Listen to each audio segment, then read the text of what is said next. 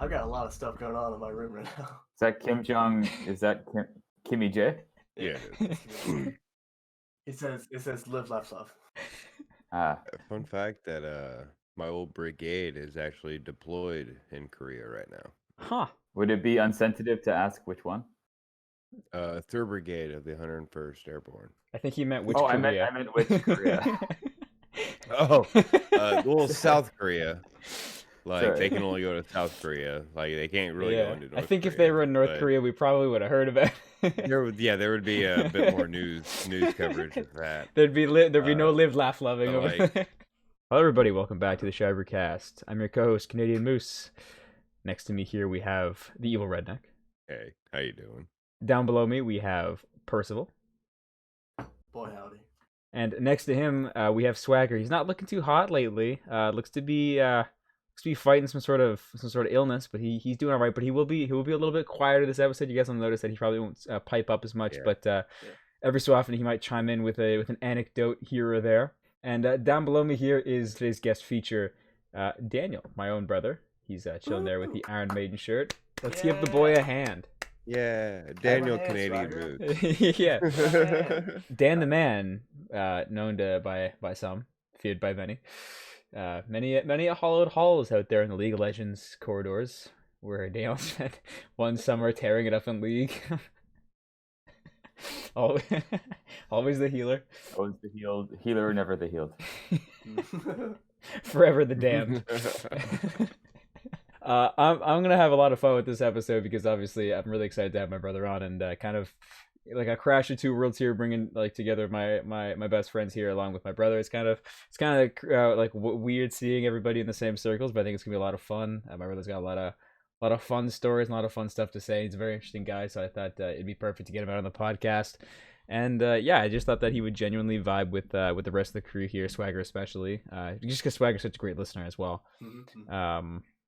So yeah, I think maybe Daniel, do you want to take a second to maybe introduce yourself a little bit? Sure. Hi, I'm Daniel. I'm Andrew's brother. I am this many years old in my PhD. I have to remind myself when I run out of fingers, I should be done. It's my unless something goes wrong, in which case I finish early, I guess, and I get workers' comp. So that's never a bad thing. I'm a fourth-year PhD student at Harvard University. I'm studying human evolution, actually, so that skeleton got me really excited. I study hindlimb morphology and sort of understanding how humans evolved to be bipedal, because like it's pretty unique that we walk on two legs. Dinosaurs, maybe birds, kangaroos are like the only exceptions, but we're pretty unique in that respect. Interesting. Right. So I think I guess a good place to start then would be, obviously you spent time at Harvard because that's where you're getting your degree from. But some of the guys in here don't know that you also spent some time at Rice University down in Texas, which is where Percival is. If you maybe wanna go into a bit more of that. My deepest apologies, Percival, for the weather. It was shit. I mean, I'm not from Texas. I'm from like the opposite of Texas geographically. Yeah, pretty far north. I remember like I was going to a meeting like right off the plane. So like as I went from the plane to the taxi to like the university, I was completely drenched in sweat. Like I had to like change dress shirts twice. Oh yeah. It was like pretty disgusting, like all down, I mean, everywhere. It was just like, and that was like day one. I went to, Rice University's in Austin, I think. Yeah. People need to tell me. I tell people I've been to Houston, and they're just like, nah, it's Austin. It's all the same.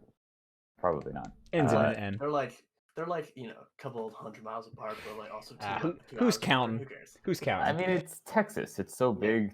2 hours is like nothing. The farthest you can drive in Texas is from Texarkana, which is ironically on the border of Texas and Arkansas, and El Paso. Yeah, right. You just blew Redneck's mind right there. Texarkana, crazy name. That's like a 13-hour drive, and it's one state. From Wow. Yeah, it's crazy. So I guess that leads in pretty well to another question we have. You've lived in America for what, 4 years now? Yes. So I was then, about. sorry, go ahead. No, go 4 years, not long enough. Please let me stay. ahead. Please let me stay. I don't want to go back. I won't go to um, what's the? I mean, I thought it was funny because when you first came back to Canada after being in America for a couple of months, you and I went to our local sub shop and we were getting some sandwiches made up, and we happened to look on the news, and there was a live feed of a moose on the loose, and that was big. That was big news around Canada here. News. It was on a highway. It was blocking traffic. And that was it was on all the channels. So, I guess what's been the most American thing that you've seen? Being in a foreign land. Well, so I guess that is, I don't live in what some people would consider true America or like the heart of America. Like I live in a very coastal, liberal, elite city. I'm well aware of that. So like, I feel a bit disappointed, to be honest. I feel a bit cheated. Like I haven't gotten any America. You haven't experienced the American dream yet. I I gotta haven't. come down my neck of the woods there, bud. Yeah, I need to get even like when I went to Texas, I went to like the You went to metropolitan Austin. part of Texas. Yeah, you went to Austin. That's That's not Texas at all. Yeah, exactly. Like I saw like the density of Whole Foods was far higher than it should have been. Got a lot of those things there. Yeah, the minute I feel out of place, I know I'm in a Whole Foods. $5 an avocado. Well, boys gotta have toast. Jesus Christ. Man, you really have been living in Boston. What do you have to say about this, Swagger? I killed a man. Well, that's silly guy. That's Classic. Honestly, classic Swagger. you never know what he's Classic gonna say Swagger. sometimes. Moving beyond grocery stores, what's something? Yeah, right. Yeah, getting into the nitty gritty here. I Anything guess, on right? anything on the news, perhaps? Ooh. Oh, there's so much to not choose. And so much to choose. I don't actually get the news. I only ever watch Tucker Carlson when I'm on the I treadmill. don't get it 'cause, like, either. That's why I don't watch it. It confuses me. It's like a lot of words. Some of it's in Spanish. If you go on channels, Fuck. it's like What? yo no sé pas. You really were in Watch Texas, telenovela. weren't you? Sí. Izquierdo, You izquierdo. Bueno, bueno. El cinnamon twist. Nothing stereotypically American. Sorry, I haven't even, to be honest, I haven't even seen a gun in the last 4 years. You want one? I got one. Phil. There you go. There's your most American. yeah. See, I was gonna say- I haven't seen a gun in 4 years. You want one? I was gonna say before this started, the most American thing he's seen is probably I gonna be was me. gonna say now you have something to say when someone asks you. Yeah. This crazy bearded man Clink. drinking a beer, Yeah. offering me guns. It sounds like the And the guys wackest just side like, quest. I mean, the safe's right there. I mean, Like, I at can go least grab you one keep real yours in a fast. safe. Well, at least they're safe. Yeah, there you go. Like at least you keep yours in a safe. I'm sure Swagger just has his skewed around the house. No, I got my Glock on the bedside table. Yeah, but I mean, you're also a trained professional. Like we're talking You've also we're talking Swagger here. shot. Swagger with a firearm terrifies me. Oh yeah. So, what's the craziest thing you've done in undergrad, grad school, doctor school? Doctor school, the one with the stethoscope. Doctor. Yeah, the one you're like bones. Do you want to tell the Phantom story? Because I was hyping up the story of the Phantom. Really, okay. I mean, it's not really much of a story. Back in grade 11 math class, there was a bathroom near our math room that was perpetually getting shat on. Not shat in, shat on. Every couple of days, we get a very angry notice from the janitor being like, somebody is literally shitting on the floor. Please stop. And apparently the rumor started spreading, much like the shit, that it was the Phantom. And so it took the school by storm, like a bad case of tacos. And so everyone was talking who's the Phantom? Is he like a modern day Robin Hood? He just shits on the floor. for the people. Just for the people. I get like fight the system or something. And everybody in my class knew who it was because like this dude would like need to go to the bathroom at the same time every day, and consistently, oh no, the Phantom strikes again at the same time in the same bathroom. Who could predict? That one's one of my all-time favorite Daniel high school stories. That, and maybe do you want to share some of your lighting and sound stories, because those ones are chef's kiss. So in high school, I used to be part of the Lightning and Thunder Sound team, which is what we called ourselves. We were a tech crew doing musical theater. But rock and Super roll. cool. Mm-hmm. But rock and roll, definitely. I don't know. We just get up to shenanigans. Like, one thing I like to do is like, there was one time where we were, you know what a cherry picker is? Like the Yes. Yeah. Yep. One day, like it was like in the middle of the day, nobody was around but the two of us. My buddy was up changing lights, and like it was lunchtime, and I was hungry, and so I'm just like, "Hey, Seiken, are you cool up there?" She's like, "Oh yeah, just spot me." I'm just like, "Okay, well I'll spot you on my way out." So I took the cord that was powering the cherry picker and I just unplugged it. And like, of course, it's like a cherry picker, so it's pretty safe. So like, there was no harm. There's a button that you can press where it'll lower you without power, so long as the security key is in the slot. And so I had to make sure to remove the security key as well, so he couldn't safely depower on his own. And then I went out to lunch for an hour and a half, and had a really great like McDonald's meal by myself, and just let him hang out. I did bring him back my fries because they were soggy. He was pretty hungry, and so he appreciated it. I tried tossing them up to him one at a time. None of them made it. And eventually I did let him down, like another hour or so later. Like a fucking political prisoner. You come back with like moldy bread, and you're like, I mean, well, what's he gonna do? Like, is he gonna scale down like this 30-foot tall tower? Some of your high school stories are just absolutely hilarious. Like about the time with the cardboard cutout or the duct tape hammer. Oh yeah, I mean, I don't know. In high school, you guys just have fun with stuff. Like we had the lighting board in the back of the cafeteria because all the stage actors were on front. And so obviously it's pretty dark, so you can't really see what we're doing. And so during rehearsal one time, we took turns. And so while Seiken was doing his turn, I grabbed some cardboard, some crayons, and some duct tape, and I made a lifelike caricature of myself out of cardboard, complete with beret, because I'm French.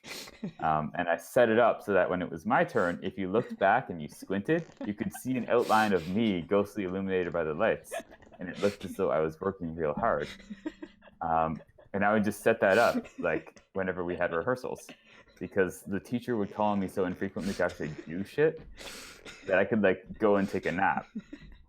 But of course, just my luck, the one day I, like, take, like, a 3-hour-long nap by mistake is, like, she needs a lighting change.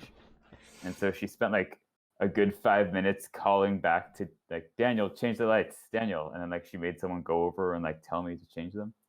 And I had to come back and be like, he's not actually here. That was the cardboard cutout. We don't know where Daniel is. Just imagine the shenanigans of someone coming back and being like, yeah, that's not him. That's just a cardboard cutout. Just like poorly made construction of him. I've been hoodwinked. It doesn't say much about my natural beauty that like a cardboard cutout is a realistic representation. One time we got like a big order of duct tape, like hundreds of rolls. And so I figured, like, we've got so many rolls of duct tape. If I take a little bit off of each of these 100 rolls every day, no one will notice because they'll all look the same size. And so over the course of, like, our season for musical theater was, like, 4 months.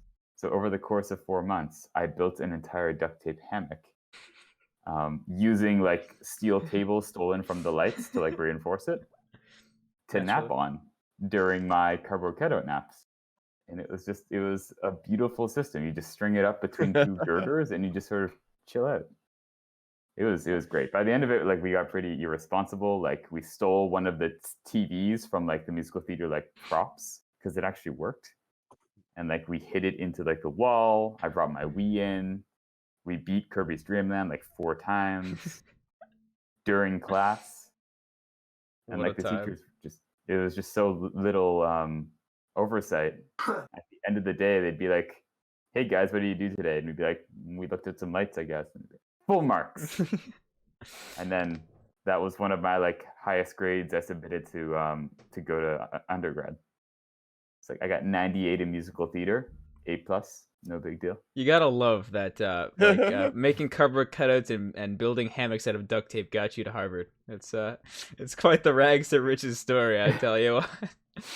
But no, Daniel was always a resourceful kid, always looking for an adventure. And I guess where I'm segueing to this is, Daniel, do you maybe want to go into some of your childhood adventures in maybe sewer spelunking or I don't know, it's just any of the number of shenanigans you got up to around where we were growing up. Sure. Well, actually, I had a question for you guys. Oh, we've never had Can this you before. give me your most interesting story, or like crazy thing you've done in like high school or beyond? We'll have to give Redneck a few minutes here. It's so long ago. Preface something that you thought was going to be a good idea. Okay, I'll go first. In high school, so our high school was massive. We had, I think, 3,000 people there when I graduated. So it was massive, 4 stories, giant rooms everywhere. So the library was on like the 2nd floor, which is technically the 3rd floor, but also the 2nd floor. Hard to explain. I'm not going to. So the library was there, and during fire drills, it's kind of hard to escape from the library because it's like you have to go down like 4 sets of stairs. It's annoying. So they built in like a ladder system to go from the library, which is like 70 feet in the air, to the ground floor. And you don't show up anywhere on the school. You just go climb through the school like pipes. I don't know. It's weird. I went through it once because I knew that there was gonna be a fire drill the day, so I was like, "Hey, teach, can I go to the library real quick?" She's like, "Yeah, sure." So I was waiting in the library until the fire drill off. That was great. Got to climb down. That was awesome. But there was also a separate path that you could go to the library, not to the library, to the theater, and that door never was used because why would you go there? So, needless to say, people would go in there and do things Boink. that high schools do. Yeah, boink, if you will. And so one time I went in there to get something because there was also like sort of a storage closet for the theater. So I went in there to get something, and I found quite a pile of condoms and also condom wrappers. Oh, wow. Yeah. As you would. Well, 1 and 1, yeah. Slightly used. Hey, at least they were using protection. Yeah. Hey. Can't get mad at that. I mean, well, you probably can, but it's okay. It's a little bit, yeah. Yeah, I kind of went in there, looked around there, nah, pass, and I just walked out. Probably one of my favorite memories was in my first year of high school when I was sitting there playing floor hockey in the gym, and you just hear this massive pound, and this like really short ginger guy just like books it through the gym in a leprechaun costume and just says, "They're always after me, Lucky Charms," clicks his heels and runs out, followed by like 30 people charging into the gym with nets, chasing after this guy. And then periodically through the day, you'd be in class and you just hear someone slam against the door. You'd hear this guy like belting Irish quotes, and then like a crowd of people charging after him. So that was probably one of the craziest things. Say, how was that not the craziest thing? Yeah, like that was pretty what? fun. I just remember this one. So, senior year, I was sitting in aquatic science, and all of a sudden, it's like we're back. Yeah. It's like we're right there. He's setting the stage. That's all it is. So, senior year, I was sitting in aquatic science, and all of a sudden, I start to smell pot, and I'm like, "Where can I get some?" Naturally. Who's gonna pass? So I said that in class. My teacher didn't understand what I meant, and then everyone else started smelling it around the same time I did. So we were all kind of like, "Hey, what's up?" Yeah, come on, hook a brother up. Yeah, and then Hey, Swagger, yeah, Swagger. Yeah, Swagger, come on. You got some doinks? Got some doinks, brother. So needless to say, we were kind of like, whatever. my teacher was kind of like, "Is there a skunk somewhere?" And we're like, "Yeah, for That's sure." what that is. Yeah. So we found out later that day, or later the next day, I don't remember when, that apparently someone was smoking weed and blowing it into the vents, thinking that would disperse nicely. It went through the entire school, literally the entire school. Huh. Like people, I was on the 3rd floor, which is like the 4th floor, and people on like the 1st floor, which is like the 0 floor, smelled it. Hot boxing at high school. Yeah, He's I don't know. This is hurting my brain. That's Like these numbers that's just don't add up. that's His got Mensa award is in the mail. that's got to be some sort of record. they caught the guys who did it too. Of course they did. They probably followed the cartoon like smokestack. Does somebody smell bugles and then they like follow the trail of bugle Yeah, drums? yeah. Where I, the s- fruit is I, at? s- I, s- I Jeez. smell Funyuns. Where the fuck? Yeah. Honestly, high school was quite the time. Redneck, you got anything?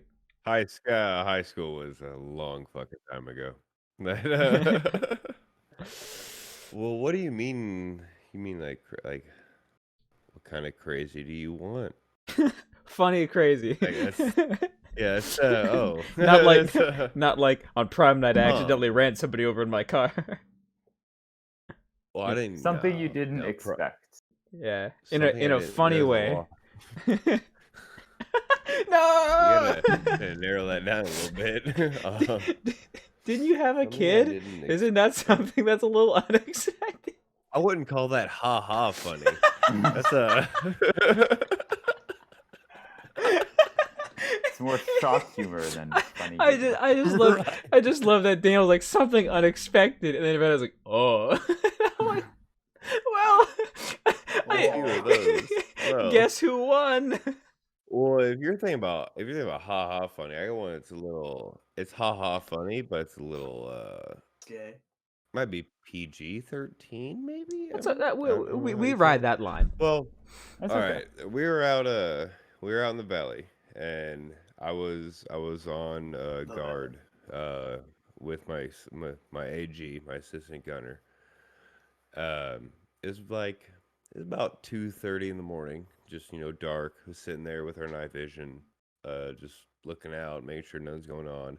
We're actually watching tracer rounds bounce around the hills out in the valley. And then to our left, like directly to our left, is just a mountainside, just a big mountain face.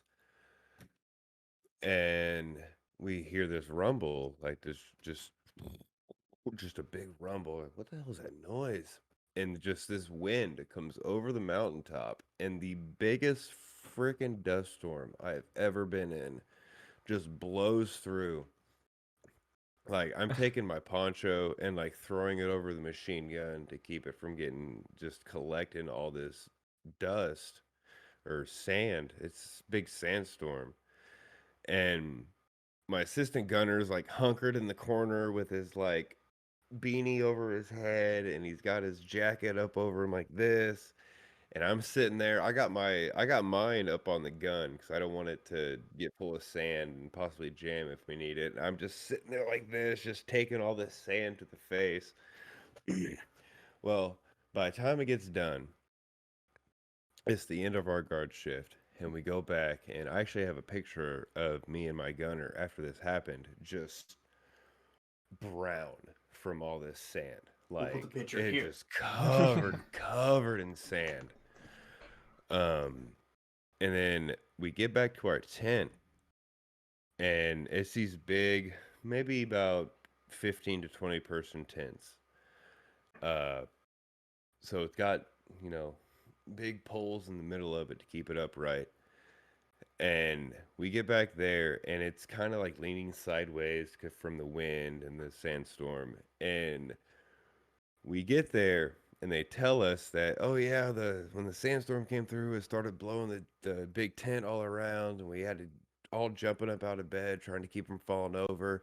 But then we look over, and Will, buddy, fucking his name's Williamson, but we just called him Will for short. He's over in the corner, butt ass naked, with a chem light in each hand, which is like a glow stick, Yeah. like a high-powered glow stick, a chem light in each hand, and one tied to his penis. Oh, He's sitting there swinging these chem lights and helicoptering at the same time in the middle of a sandstorm at 3 in the morning as the tent is falling over. And he's just like, "Whoa!" Like, the Taliban's like looking through. They're like, "What the? What is that?" One of those lights. like, oh, Are we on the right this side? dude. Like, Are we the police?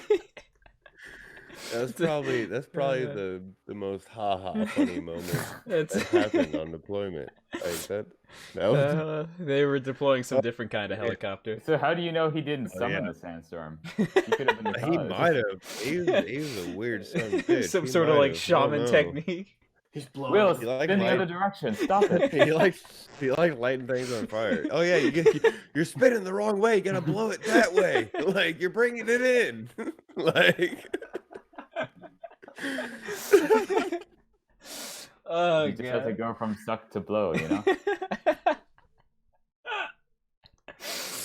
Oh my god. Baseballs reference. That was a Spaceballs reference. Yes. I like it. She's gone from suck to blow. When you started telling that story, I was like, "This is the guy with the penis, isn't it?" Because Yeah, I've heard it it's before. the guy with the penis and the helicopter. So I guess speaking of crazy wild stories in foreign sandy places, Daniel, would you like to maybe expand a bit on your trip to Mexico? Because I know that was quite the time. And yes, Percival, that was a wonderful segue. Wow. It was. Am I Yeah, wrong? pretty- Am I that's pretty wrong? good. It was No, a no, it it's was a pretty good. foreign country with sand. I thought it was dumb And- at first, and then I was Okay. like, no, that's smart dumb. Yeah, That's Moose brand dumb. we're on brand. We're good. The higher ups will like this joke. Can I defer? Because thinking of naked people, as I often do, Yeah, I was gonna say. crazy Friends, yeah. traditions. Do you guys know of any crazy traditions in like any of your workplaces or schools that you've been to? I can Crazy start. tradition. Yeah, or like military traditions like that. I assume that's now become a tradition now. Every time there's a sandstorm. Yeah, it's to ward it off. Yeah, that's for good luck. Yeah, it's maybe like an anti-rain dance. nothing but dust shall be coughed up today. That's a make it stain dance. Yeah. Well, so every year in October at Harvard, there's something called Primal Scream, which is all of it's usually males. I don't think I've ever seen any females. I definitely would have noticed if there were.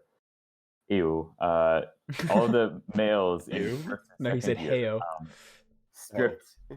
stripped down to their nothing and run 10 miles around the Harvard campus in a continuous loop while screaming. And it's called Primal Scream. One thing that they walk around the campus 10 miles while screaming. Let alone run. it's not for the faint of 10 heart, miles? and not for 10 the faint of other miles? parts. I like that it's not even the nudity that's throwing Redneck off. It's like, well, that's a lot of running. No, that's so much I've running. done- though. I've done 12-mile marches. 10 miles running while naked, just screaming. Nah, I'm good, man. I don't think they I'm scream the whole good. time. I Oh. hope they don't. Yeah, I was gonna... yeah. I can't say I've ever joined them, but I appreciate the effort. One thing that they like to, or I guess when they take breaks, because I don't think they run continuously. There's a famous like statue of John Harvard in the main like campus, and it's tradition amongst tourists that you go and you rub his right foot for good luck, especially like if you have an exam. Students do it too, and so an inside joke that a lot of the undergrads have is like, well, they'll climb up while they're nude, and they'll like they'll take turns and they'll all pee on the foot. Oh. It's a different thought than what I had. Not as fun. I don't know if they do other things to the statue. The I other don't judge. the other foot. The other foot. It's a safe space. Yeah. And I guess they take a whole lot of joy every time they see tourists like rubbing this foot, because like they all know what happens to that foot. That right there. I own that. I paid there. I own that. I My property. I marked that territory. Yeah. That's mine. I can't think of anything like that. I feel like there's definitely in hockey. There's a few stuff like that. I remember we were on a tournament one time, and a couple of lads were running around the hotel naked. I remember I came into the my buddy Aiden and we came into the steam room, and there were a couple of our goalie, one of our defensemen, and our centerman. They were just sitting in there, Captain Morganing on the bench in the sauna, and then that prompted a breakout like water polo game. We were not skins, because it had already been established who was skins and who was not. So that was probably the craziest like naked tradition that I can think of. Is a lot of the guys on the hockey team run around naked, or like it's very like in hockey it's really common like in the locker room somebody like come out like buck ass naked and just like fuck around with that. But other than that, I can't really think of much. I mean, I didn't have to make it naked. You just Yeah, went he there. didn't specify the whole naked. I thought you said- That's just kind of what you went with. Get I your thought- head out of the gutter. I thought you Well, said we naked know We traditions. know where he's thinking of. Too much in the gutter. Guys. I thought you said specifically naked. Guys, it's been months. All right, Yeah. it's been a while. Times are tough, for okay? him. Times are tough all With, ways around, okay? I'll take what you can get. Got penis on the brain. My bad. That's the first time. Yeah, not the last. Does anyone have any? Does anyone have any Penis related stories. penis related or not? Apparently. Let's not dismiss penises out of hand. Yes. let's Like, let's keep them firmly in hand. Actually, That's totally on the table right now. All right, Yeah. that's again So very firm, so firm. yeah, very on brand for us. I don't know, guys. This is getting really hard to do. I don't know. God damn it. We're rubbing up against our limit. God. I don't know. I want to keep going, but I don't want to give Percival the shaft on this one. You're really busting my chops here. Busting your balls. Ah. I'll bust your job. Scuff, by the way. Scuff, by the way. Yeah. Sponsored by Scuff today. See, I think we have to like have that as a warning before every podcast. Yeah. Like this may be the most scuff thing you've ever seen. And you know what's Like- funny is that Swagger's not even here, and you already know that if Swagger was, if Swagger felt Oh. more like talking a bit more today, you know that conversation would have been like brought a whole other level. Swagger. Oh yeah. That's a questionable boy right there. But I don't feel weird talking about it right in front of him because what is he? Look at him. He's a twig. What is he gonna do? He's gonna stand up. He's not gonna do anything. He's literally falling over right now. Looking at him. He's Can't like, even- "Ah, can't even nah, support I don't himself. want the smoke. Look I at don't that. want the smoke right now. No, He's going to sleep. He's going to sleep. Not even ready for it. He's tired. He's No. tired. Very He's had tired a man. rough day. He's had a rough day. he's lost his job and all the things. Yeah, and now he can't eat Right. apparently. So no one has any wacky traditions. Redneck, there's got to be some sort of like wacky military tradition that like Traditions. grunts gone through. Oh, I have one. A friend that doesn't have one. No, go ahead. Okay. So this is the thing at my church. Well, when I went to this part of the church, in the you had to be like middle school and high school to be in this part. So, it was kind of a tradition, kind of just like a game that we played, and it's called the secret game. And I cannot tell you the rules, or else the next time I play, I would be punished. So basically, you get strikes, and if you get strikes, the council comes together and decides what your punishment will be. It sounds very cult-like. Yes. Yes, it does. So the council decides. I can tell you some of the things that I've had to do because I got a strike. So one of the things that the council decided was that I would get baby birded, which if you don't know what baby bird is, it's basically someone takes Yeah. Yeah. spits it into your mouth. I unfortunately there were chocolate brownies there, Oh no, I'm allergic to chocolate. No. so I got a chocolate brownie baby bird. Uh, Was an experience to lay on the couch and uh, fill my mouth and have another man Just feed me. basically shit in my mouth. well, That's just what- imagine Baby it's, bird. That's what it looked and felt like. He's sick about it now. You can tell he's very upset about this. It really Just vibing you with the Holy Spirit. It's cool. Yeah, it brings up some bad yeah, memories. it for it Mr. it, Percival, it gets him very emotional. It dredges up a lot of. It's got him in tears. He can't even think about it right now. I'm Well, sorry. hopefully it doesn't bring up more brownies. Yeah. I'm sorry we brought you. The same way. I'm sorry we brought you to this point. I didn't mean to trigger anything. No, it's okay. The first thing I'm making on the trip is brownies. And then the Oh, only they're, caveat will be we have to baby bird them to Percival. Hey, Redneck, if they're the brownies, Oh, then he Oh, does. You know, the you know what he brownies? means. Then he I've doesn't. actually never made those brownies. you never made those brownies? That surprises What? me. No. quite a bit. Hell, Those I've flowers barely pretty even cute. had those kind of brownies. They don't Oh, really do much to me. really? All right. Anyway, Yeah, it's another not because I punishment that I've stay had to do. perpetually like There's only so I'm much just it could do. perpetually- Yeah. Yeah, like come on now. It's a half-baked idea. God. Daniel, you've seen quite a bit of traditional stuff. I mean, you saw original cave paintings down in the sewers with your barefooted samurai blade wielding friend. Oh. Yeah, I mean, I guess I can. I mean, it wasn't.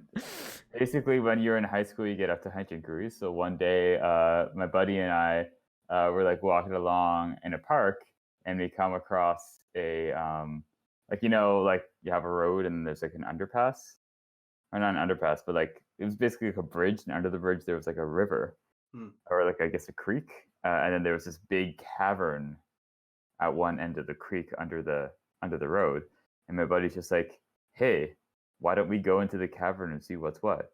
And I'm just like, See what's no, this is kind of stupid. Not seeing any horror movies to this point. It was like waist deep water. It wasn't like we were just like traipsing around. And he's just like, no, it's fine. I've got a light. And I'm just like, well, if you've got a light, like, let's go. And he waits until like we're like pretty far in and it's pretty dark to be like, yeah, I'll just turn the backlight on my iPod Touch to max and we'll be good. Because it was back in the day where like cell phones didn't really exist. And so what you would do is you would just put you'd take a picture of a white image on your iPod Touch, and you would turn the screen brightness to max, and that would be your flashlight. The prehistoric times. They were dark days, literally. Literally, yeah. And so we kept on walking into this cavern until eventually we got like this big metal pipe, and so like we hauled ourselves in, and what we discovered was like at least 3 or 4 miles of subterranean labyrinth going underneath our city. I think they were like water overflow tubes. And so we just spent the whole afternoon exploring. I mean, they were pretty scary. There were some where like you'd be going through the tunnel like this, and then there would be like vertical tubes that would just go straight down for like 6 years. Like you couldn't see how far they went. And they were just big enough that like they were like shoulder width apart. Like shoulder wide. No. Just the perfect amount. Yeah, if you fell in, there was no coming back up. Also, they were full of water. Oh. Yeah, so like if you went down, like also your buddy's not gonna be able to pull you back up. Who's gonna hold the iPod? That's the only problem, Andrew. Literally the only problem. And so we'd keep going, and every now and again there'd be like platforms where like you'd have to like climb up a ladder and go to the next one, and there'd be like metal support structures. And so in some of these metal support structures, we found like bed frames with mattresses, because I guess people would like live down there in these like subterranean labyrinths. And we'd keep on going. Eventually, like we got into like this kind of big like cavern, and like we looked up, and there were like demon images sprawled out in like spray paint along the wall, and like this big mural to, I guess the KJ crew is what they called themselves. It's like KJ Yo, KJ crew, if you're represent. watching this, yeah, hit us up. You know, we'll get you on the podcast. Yeah. Word. Be a homie. Right. That's how we And so, appeal like, to them. apparently there were like street gangs who would hang out in these underground sewers and like I guess just chill. One of my buddies suggested that they hotbox and that we should experiment to see if they actually did do that. I said, "You want to go in an enclosed area with low oxygen and burn it all? Count me in." So we did not hotbox down there. I was not confident in our ability to get out, especially while high. Is this the way up? I don't know. falling Let's in. just go. Yeah, really. I think I see a the way light, to man. go. Might We be might go to upside Narnia, down. man, or like the convenience store. It could be anything. So we didn't do that. Although one of my buddies did. Like there was a vertical tube or a horizontal tube that like went to another area that was like literally like 2 feet in diameter, and he like squeezed himself through. And like, yeah, it was like he was like doing like this all the way through this tube, and like he gets in there and he's just like, "Hey, I think I'm near the road. Like, come with me. I need help lifting this manhole cover." And like, I didn't come help at all. No. No, it's like hell no. Like you got yourself there. You can figure out either you come back or you're staying there. I'll send help. You're a Find the mole manhole. I'll send the watch I'll find the party. manhole. Like, You're a mole person now. That's just what it is. It's what life gave you. Eventually, he like he like shimmied his way back into the main room, and like we kept on going, and eventually we reached the end.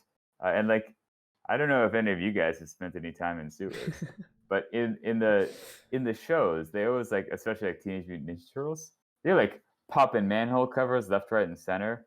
Those things are heavy. It's like a good 60 or 70 pounds. It took both of us like pushing. It was like woot woot. We can't breathe. We raised the roof and got, or I guess in America they'd say the roof. But we ended up like eventually, like once we got like used to the scary part of it, and we confirmed that the KJ crew had vacated at least for the summer. We came back and like we installed like nice They were tea on lights vacation. everywhere. We put caution tape all over all of the vertical tubes so nobody fell in. It was a pretty sweet setup. They brightened it up, and that was your friend with the samurai sword, correct? Yeah, he was like, he was Irish. I don't know how that makes a difference. He had like 12 brothers and sisters. They all lived in a farm. He had to like get bussed in because he lived like in the middle of the farmland. He was known for like having several swords. I suspect he forged them, but I never thought to ask. And like he wasn't able to bring them to school, unfortunately, but he would tell us about the things he would cut with them. He was like this really big, jacked Irish dude who would just go around doing, And I don't know, Irish stuff. redneck things, if I'm allowed to say that. hey, Redneck. That's what Redneck does basically the same stuff, except he does it with guns. Yeah. So was that the same guy who declared war on you, or was that a different individual? No, we agreed that one day we'd meet on the moon and we would have some battle of some sort.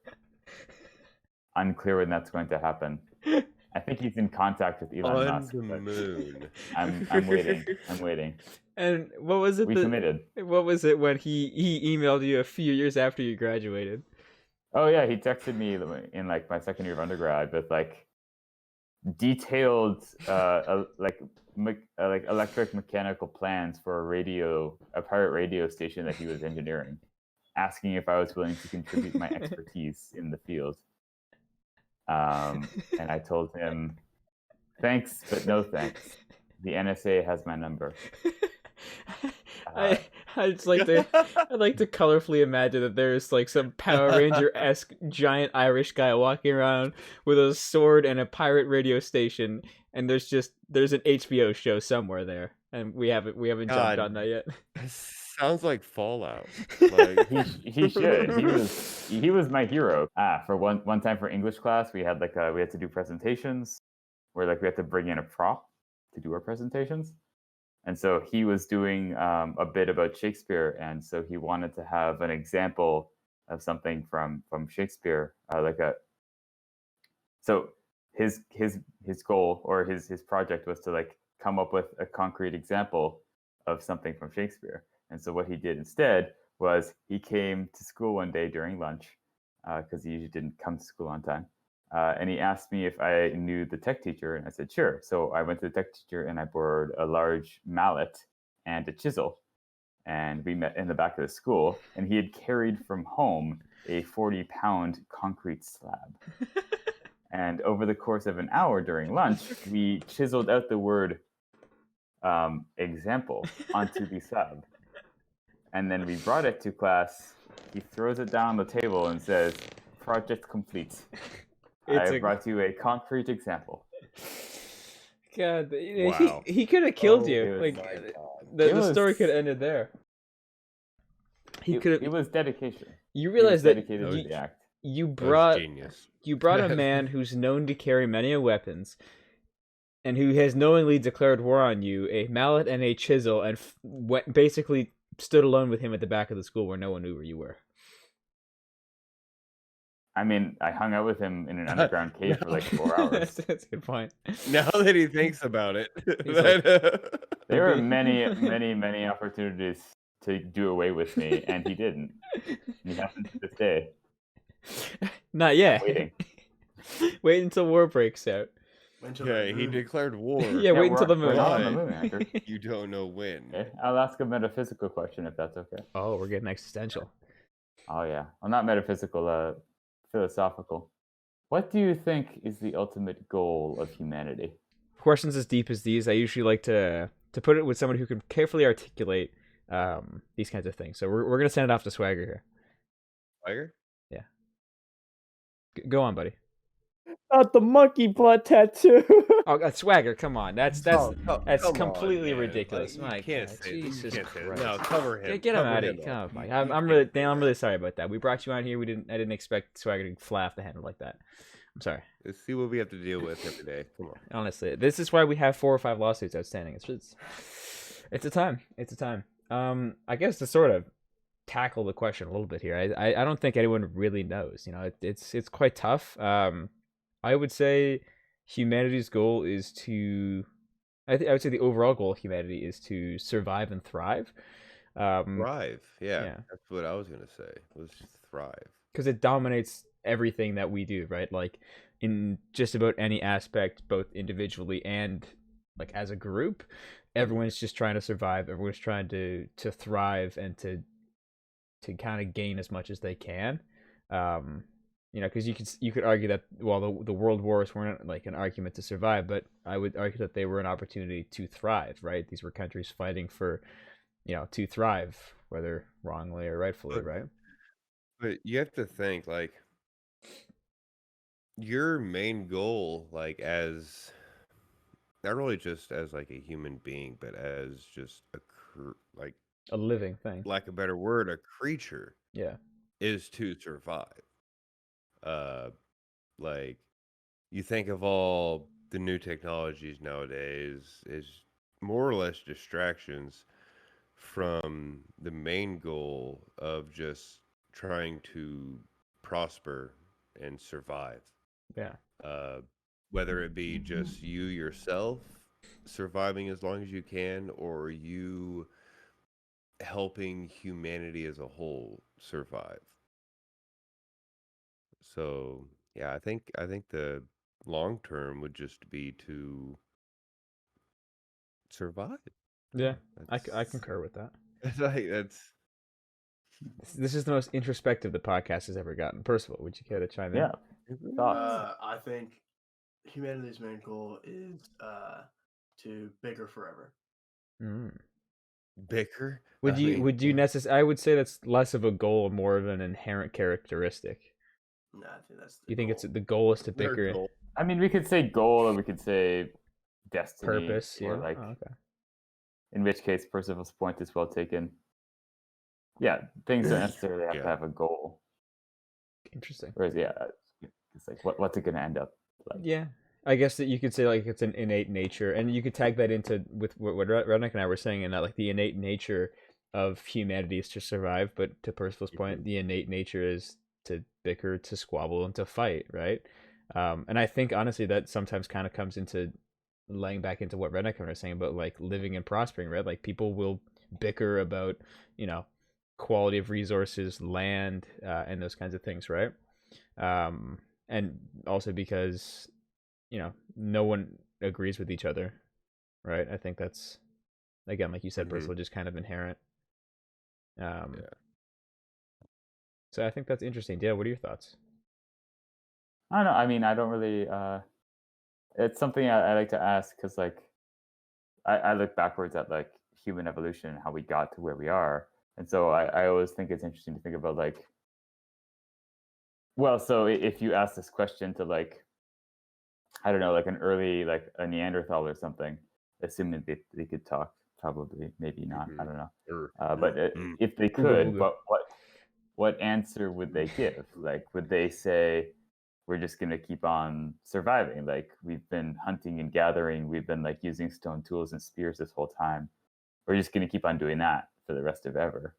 That's a good Like, point. I guess people always look in the moment, but then could they have predicted that we'd be where we are today?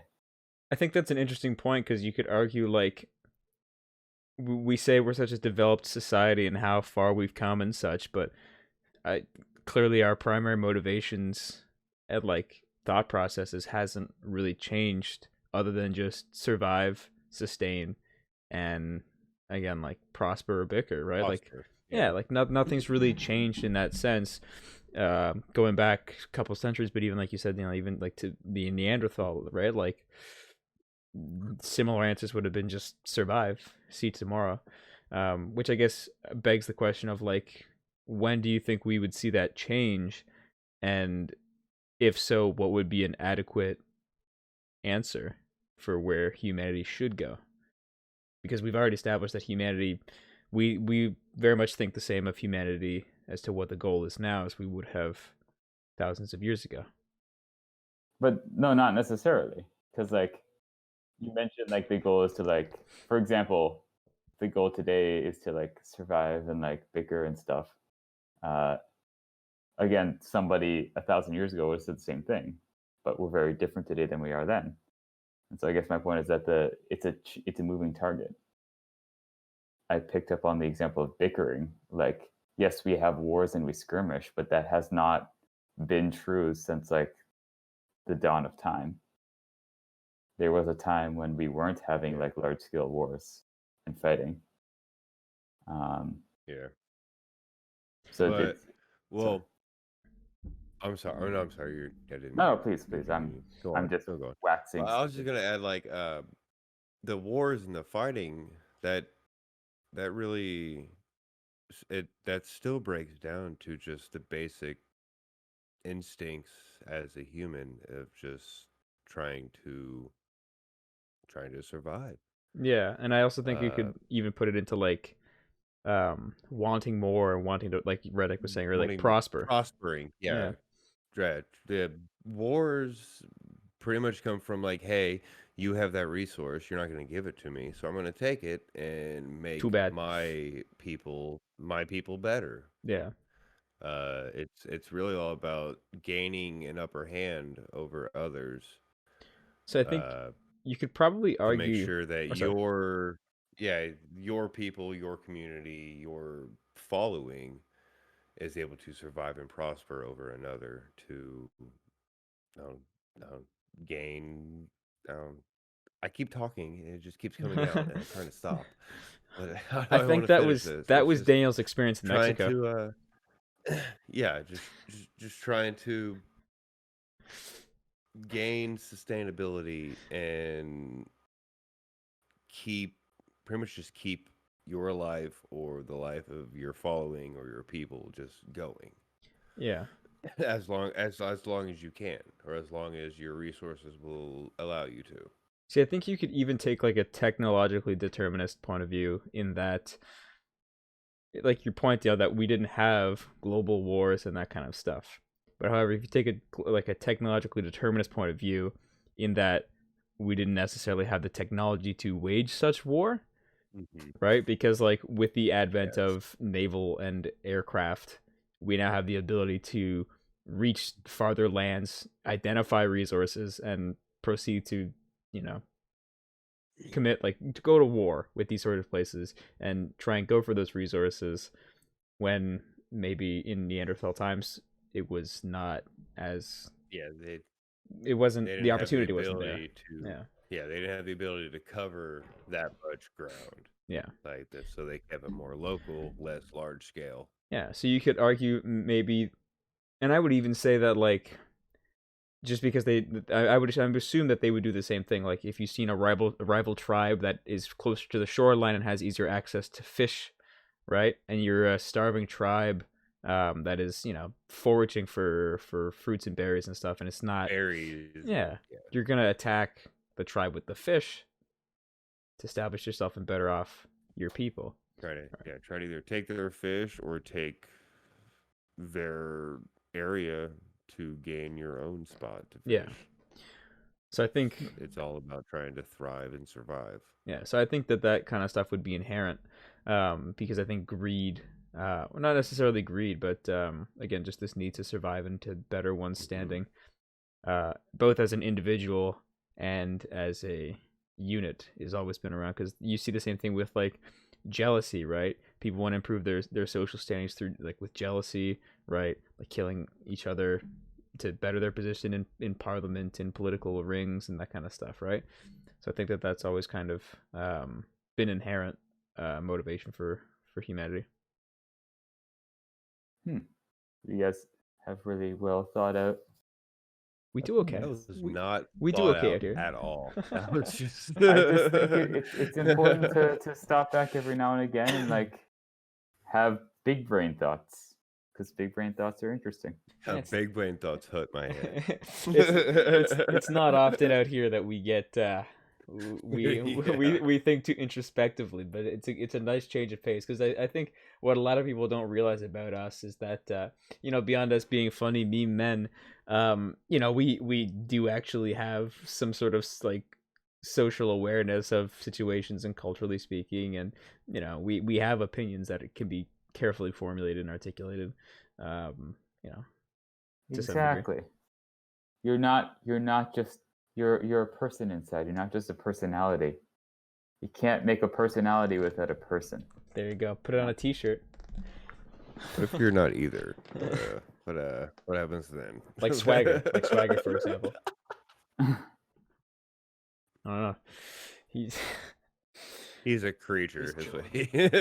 He's very monkey-like. We all make mistakes. It's true. Yeah, he's going back in the evolution scale. Is what he's doing. He's been going back for a while though. Do you think we answered your question? I mean, it's kind of hard to have an answer, but do you think we? I think I just wanted to like push you guys to big brain thoughts, because I think especially late at night is when big brain thoughts should happen. It's very true. It's very true. It's really what you're thinking after about 6 or 8 beers. That's what loosens up the big brain thoughts. That's what gets me going. I gotta loosen up first. This cultural theory was sponsored by Bush. Thanks, Bush. I'm good with that one. Yeah, that's a sponsorship I can get behind. That's one I can get behind. So we've got Redneck with Bush. We've got Swagger with the anal cream. We just gotta nail something for Percival and I. We got Bush and anal cream. I don't know if those are two. You don't want to ask about that, Daniel. I don't.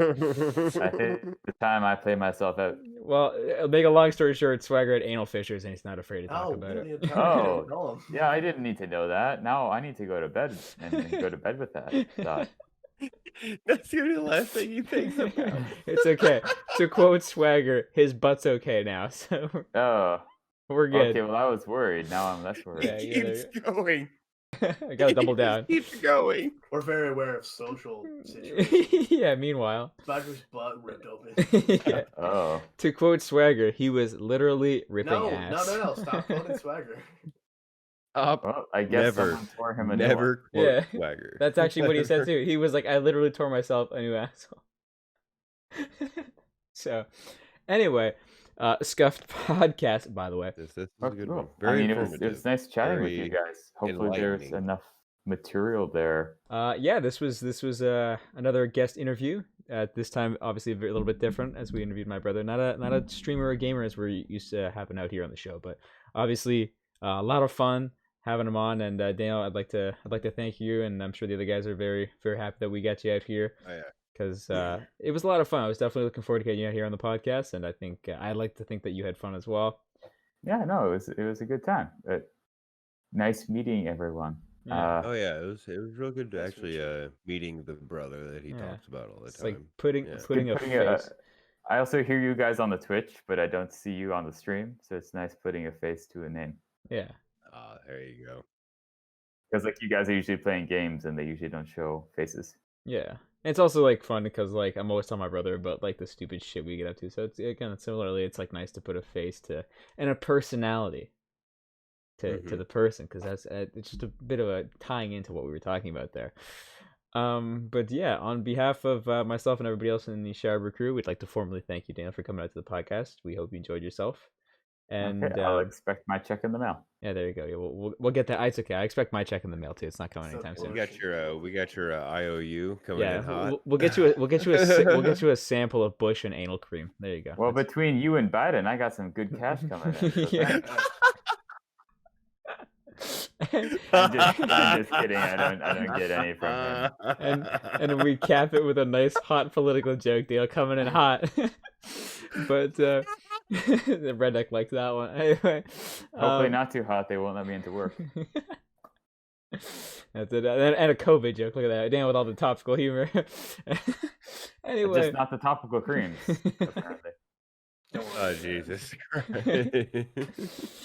Anyway, ladies and gentlemen, we hope you enjoyed this- this episode of the Shower Cast. We had a lot of fun. Obviously, again, this is available. If you're listening to it on Spotify, it's available on YouTube, and likewise, it's available on Spotify. And yeah, we hope you enjoyed this episode of the podcast. For myself, Canadian Moose, this is me signing out. I'm Percival, and I'll see you next time. All right, y'all. It's the evil redneck. Y'all have a good night. Oh, and Swagger, would you like to say goodbye? Oh, hello. Yeah, y'all have a good night. Yeah. There we go. Bye. There he is. Raw. Make him a wave. Wave to the camera. Wave to the camera, Swagger. Wave to the camera. For context for all the Spotify listeners who have been listening to this point, you might have missed out on it, but Swagger obviously wasn't here for this episode, unfortunately, and so we decided to strap on a cutout of him in very Daniel style fashion, very on brand. We decided to slap a picture of him onto Tim Tholomew and have him as a stand-in. So that's where a lot of the jokes came in. So obviously, again, explaining for some of the Spotify viewers who aren't able to see that. Good morning, and if I don't see you later, good afternoon, good evening, and good night. Beautiful. That's Very wonderful. Look at that. We covered all the time zones of that one. But anyway, guys, this has been the Shower Crew. This is the Shower Cast, and I hope you guys enjoyed this podcast. Take it easy. Bye.